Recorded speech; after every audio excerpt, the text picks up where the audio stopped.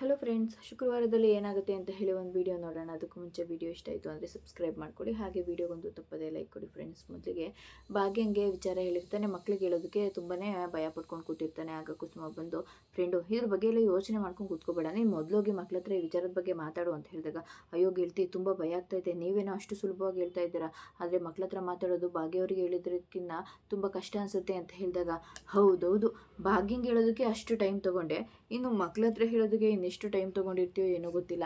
ಅದಾದಮೇಲೆ ಮತ್ತೆ ನಿನಗೆ ಮದುವೆ ಮನೇಲಿ ಹಸೆ ಮನೆ ಮೇಲೆ ಕೂತ್ಕೊಂಡು ಎದ್ದೇಳೋದಕ್ಕೂ ಸ್ವಲ್ಪ ಟೈಮ್ ಆಗಿಬಿಡುತ್ತೆ, ಬರೀ ಹೀಗೆ ಟೈಮೆಲ್ಲ ಕಳೆದ್ಬಿಡು ಅಂತ ಹೇಳಿದಾಗ, ಅಯ್ಯೋ ಗೆಳ್ತಿ ನಿನಗೆ ತಮಾಷೆ ಆಗಿದೆ, ಆದರೆ ನನಗೆ ಗೊತ್ತಲ್ವಾ ಎಷ್ಟೊಂದು ತೊಂದರೆ ಆಗುತ್ತೆ ಅಂತ ಹೇಳ್ಬಿಟ್ಟು ಅಂತ ಹೇಳಿದಾಗ, ನೋಡು ನೀನು ಮೊದಲು ಹೋಗಿ ವಿಚಾರನ ಮಕ್ಕಳ ಜೊತೆ ಮಾತಾಡಬೇಕು ಅಷ್ಟೇ ಅಂತ ಹೇಳಿದಾಗ, ನೀವಂತೂ ನನಗೆ ತುಂಬ ಹಿಂಸೆ ಕೊಡ್ತಾ ಇದ್ದೀರಾ, ನಾನು ಭಾಗ್ಯವ್ರಿಗೆ ಸಹಾಯ ಮಾಡೋದಕ್ಕೆ ಹೋಗ್ತೀನಿ ಅಂತ ಹೇಳಿ ಹೋಗ್ತಾನೆ. ಹೌದೌದು, ಅವನಿಗೇನಾದ್ರೂ ಕರೆಂಟ್ ಹೊಡಿತು ಅಂತಂದರೆ ಇವಳು ವಿಲ ಅಂತ ಒದ್ದಾಡ್ಬಿಡ್ತಾಳೆ, ಅವಳಿಗೇನಾದರೂ ಹೆಲ್ಪ್ ಬೇಕು ಅಂದರೆ ಇವನು ಪಟ್ ಅಂತ ಹೊಡೋಗ್ಬಿಡ್ತಾನೆ. ಇಬ್ಬರಿಗೂ ಪ್ರೀತಿ ಇದೆ, ಆದರೆ ಒಪ್ಕೊಳ್ಳೋದಕ್ಕೆ ತಯಾರಿಲ್ಲ ಅಷ್ಟೇ. ಅದರಲ್ಲಿ ಮಕ್ಕಳನ್ನ ಬೇರೆ ಒಪ್ಪಿಸ್ಬೇಕು, ಇನ್ನೂ ಹೇಗಾಗುತ್ತೋ ಏನೋ ಅಂತ ಹೇಳಿ ಭಯ ಪಡ್ಕೊತಾ ಇರ್ತಾರೆ. ಈ ಕಡೆ ಕನ್ನಿಕುಂಗೆ ಫುಲ್ಲು ಟೆನ್ಷನ್ ಆಗಿಬಿಟ್ಟಿರುತ್ತೆ. ಶ್ರೇಷ್ಠ ಫೋನ್ ಮಾಡ್ತಾನೆ ಇರ್ತಾಳೆ, ಅವಳು ಪಿಕ್ ಮಾಡ್ತಾ ಇರೋದಿಲ್ಲ.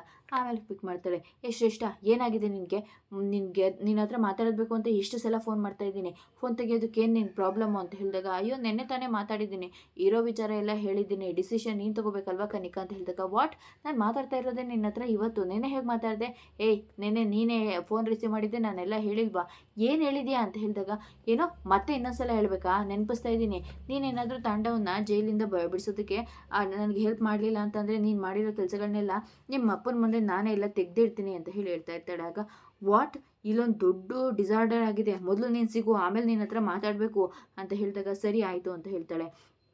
ಹಾಗಿದ್ರೆ ಪೂಜೆಗೆಲ್ಲ ವಿಚಾರನೂ ಗೊತ್ತಾಗೋಗಿದೆ, ಇವಳು ಏನು ಮಾಡೋದಕ್ಕೆ ಹೊರಟಿದ್ದಾಳೆ, ಮೊದಲು ಅವಳ ಹತ್ರ ಮಾತಾಡಬೇಕು ಅಂತ ಹೇಳಿ ಬರ್ತಾಳೆ. ಹಾಗೆ ಮನೆಯಲ್ಲಿ ಎಲ್ಲೂ ಇರೋದಿಲ್ಲ, ಮನೆ ಕೆಲಸದವಳನ್ನ ಇಲ್ಲಿ ಅಂತ ಕೇಳಿದಾಗ ಹೊರಗಡೆ ಹೋಗಿದ್ದಾರೆ ಅಂತ ಹೇಳಿ ಹೇಳ್ಬಿಡ್ತಾಳೆ. ಸರಿ ಅಂತ ಇವಳು ರೆಡಿ ಆಗಿಬಿಟ್ಟು ಇವಳು ಏನೋ ಮಾಡೋದಕ್ಕೆ ಹೊರಟಿದ್ದಾಳೆ ಅಂತ ಹೇಳಿ ಫಾಲೋ ಮಾಡ್ಕೊಂಡು ಬರ್ತಾಳೆ. ಇಷ್ಟರೊಳಗಡೆ ಪೂಜೆ ಬಂದು ಆಫೀಸಲ್ಲಿ ಇಲ್ಲೆಲ್ಲ ಏನಾಗ್ತಾ ಇದೆ ಅಂತ ನಿಮಗೂ ಗೊತ್ತಿದ್ರು ಕೂಡ ಇಷ್ಟು ದೊಡ್ಡ ಮೋಸ ಮಾಡ್ತಾ ಇದ್ರು ಹೇಗಿದನ್ನೆಲ್ಲ ಸಹಿಸ್ಕೊಂಡಿದ್ದೀರಾ, ಮೊದಲು ಇದ್ರ ಕೀ ಕೊಡಿ ಅಂತ ಹೇಳಿ ಎಲ್ಲೋ ಕೇಳ್ತಾ ಇರ್ತಾಳೆ.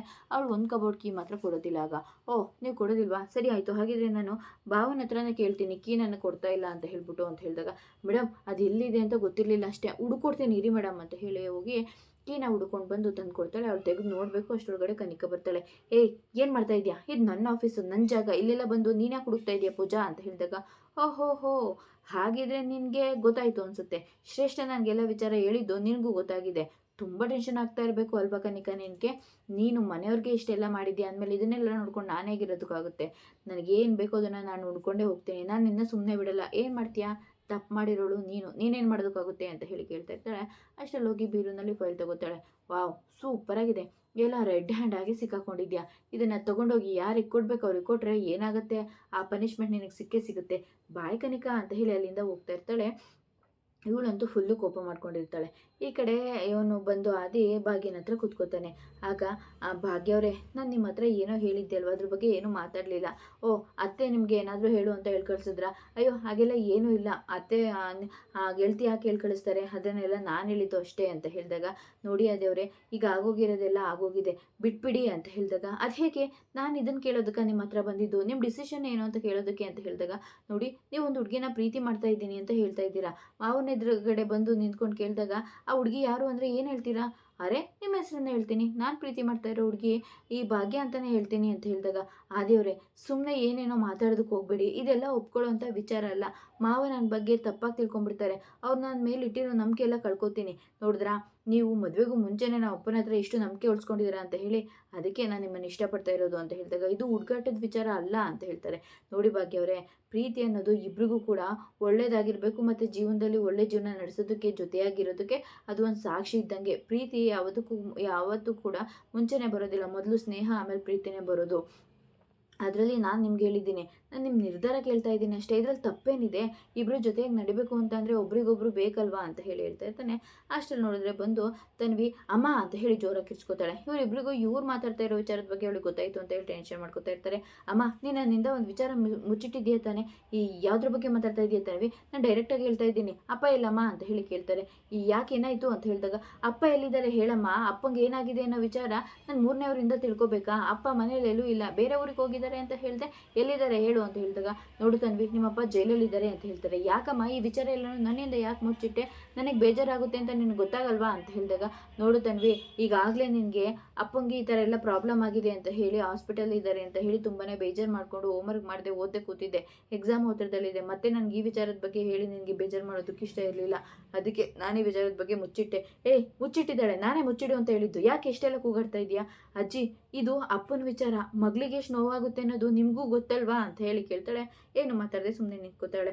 ಅಪ್ಪ ನನಗೆ ತುಂಬ ಬೇಜಾರು ಮಾಡಿದ್ದಾರೆ ಅಮ್ಮ, ನಿನಗೆ ನೋವು ಮಾಡಿದ್ದಾರೆ, ನಮಗೆಲ್ರಿಗೂ ಕೂಡ ತೊಂದರೆ ಕೊಟ್ಟಿದ್ದಾರೆ, ಆದರೂ ನನ್ನ ಪಪ್ಪನೇ ಅಲ್ವಾ, ನನ್ನ ಪಪ್ಪ ಎಲ್ಲಿದ್ದಾರೆ ಅಂತ ತಿಳ್ಕೊಳ್ಳೋ ಅಂಥ ಕಾಳಜಿ, ಹಕ್ಕು, ಅಧಿಕಾರ ನನಗಿಲ್ವಾ ಅಮ್ಮ ಅಂತ ಹೇಳಿದಾಗ, ಎಲ್ಲ ಇದೆ ತನ್ವಿ, ಆದರೆ ಅಪ್ಪನ್ನ ಜೈಲಿಗೆ ಕಳ್ಸೋದಕ್ಕೆ ಕಾರಣ ಏನು, ಯಾರು ಕಳಿಸಿರೋದು ಅಂತ ಹೇಳಿ ಕೇಳ್ತಾ ಇರ್ತಾಳೆ.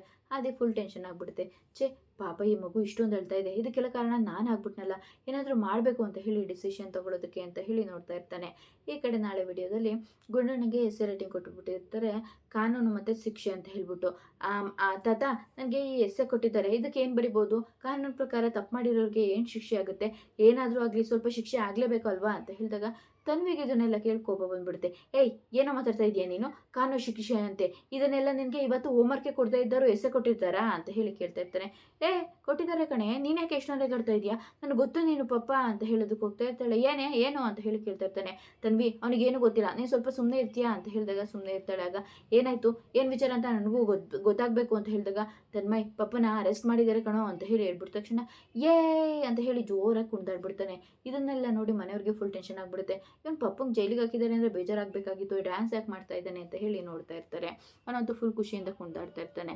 ಇದಿಷ್ಟು ಶುಕ್ರವಾರದ ವಿಡಿಯೋ ಇಷ್ಟ ಆಯಿತು ಅಂದರೆ ಸಬ್ಸ್ಕ್ರೈಬ್ ಮಾಡ್ಕೊಳ್ಳಿ, ಹಾಗೆ ವಿಡಿಯೋಗೊಂದು ತಪ್ಪದೆ ಲೈಕ್ ಕೊಡಿ ಫ್ರೆಂಡ್ಸ್.